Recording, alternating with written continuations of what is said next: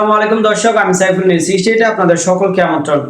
11 দলীয় জোটের 4 দিনের কর্মসূচি ঘোষণা।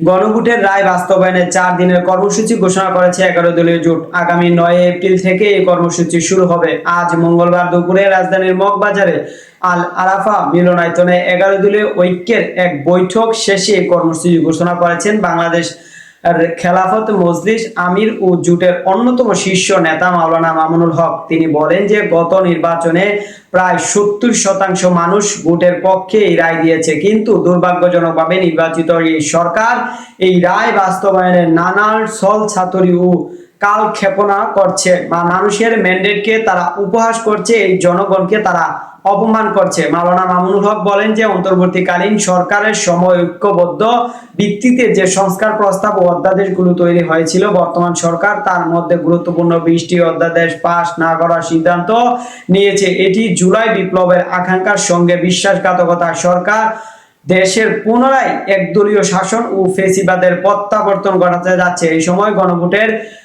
রায় কার্যকর না হওয়া পর্যন্ত 11 দলীয় দল রাজপথে আন্দোলন অব্যাহত রাখবে বলে জানায় বাংলাদেশ খেলাফতে মজলিস আমির। একই সঙ্গে 4 দিনের কর্মসূচি ঘোষণা করেছেন মাওলানা মামুনুল হক। বলেন যে আগামী বৃহস্পতিবার 9 এপ্রিল শাহবাগে লিফলেট বিতরণের মাধ্যমে শুরু হবে 11 দলীয় জোটের ঐক্য কর্মসূচি। 11 এপ্রিল সারা দেশে থানা ভিত্তিক, 12 এপ্রিল সব জেলায় বিক্ষোভ সমাবেশ ও মিছিল এবং 13 এপ্রিল ঢাকায় গণভোটের রায় বাস্তবায়নের পক্ষে সেমিনার অনুষ্ঠিত হবে।